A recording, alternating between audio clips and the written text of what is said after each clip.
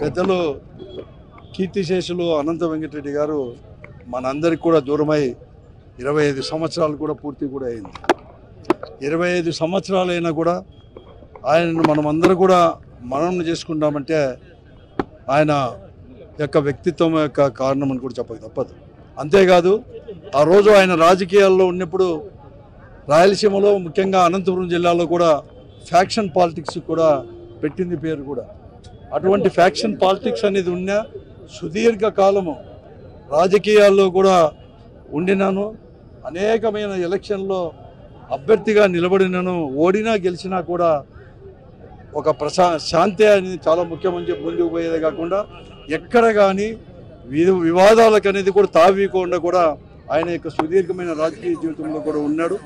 అందుకోసమే అతను వివాదాలకు తావు కాకుండా ఎలా కూడా సుదీర్ఘంగా కూడా మనం ఉండవచ్చు రాజకీయాల్లో అని చెప్పేసి కూడా తీసుకో ఈ తరం వారు కూడా తీసుకోవాల్సిన అవసరం కూడా ఎంతైనా కూడా ఉంది.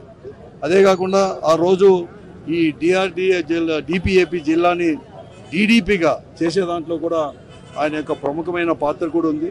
అదే కాకుండా ఆ రోజు వామపక్ష నాయకులు ఎంతోమంది పెద్దలు అందరూ కూడా ఈ రాయలసీమకు కృష్ణా జలాలు కావాలంటే ఆ పోరాటాల్లో కూడా భాగస్వామి కూడా అయిపోయి అనేకమైన పోరాటాలు కూడా చేయడం జరిగింది. అందుకోసమే ఇటువంటి వారు పెద్దలందరి యొక్క స్ఫూర్తి తీసుకొని డాక్టర్ వైఎస్ రాజశేఖర రెడ్డి గారు ముఖ్యమంత్రి అయిన తర్వాత కృష్ణా జలాలు రాయలసీమకు వచ్చినప్పుడే రాయలసీమ ప్రాంతం కూడా సస్యశ్యామలమవుతుందని చెప్పేసి ఆ స్ఫూర్తితోనే వారి యొక్క స్ఫూర్తితోనే ఇక్కడ కూడా అందరి నివా ద్వారా కూడా కృష్ణా జలాలు కూడా తీసుకొని రావడం జరిగింది. కృష్ణా జలాలు తీసుకొచ్చేది కాకుండా ఆ రోజు అనంత వెంకటరెడ్డి గారి తర్వాత దానికి కూడా నామకరణం కూడా చేయడం జరిగింది.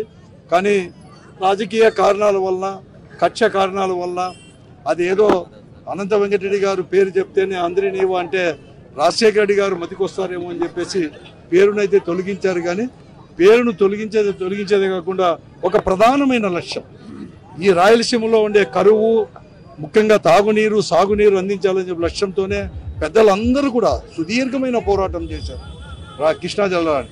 కాబట్టి ఆ కృష్ణా జలాలు రావడం అయితే జరిగింది. కానీ రాజశేఖర గారి వలన 2012 నుంచి కూడా ఈ జిల్లా కృష్ణా జలాలు వస్తున్నా కూడా 40 టీఎంసీ నీళ్ళ సామర్థ్యం అనేది కూడా ఇంతవరకు కూడా సరిగా రాలేకపోయింది. దానికి ప్రధానమైన కారణం ఆ రోజు రాజశేఖర గారు 850 క్యూసిక్కులతో వస్తే 2200 వస్తాను.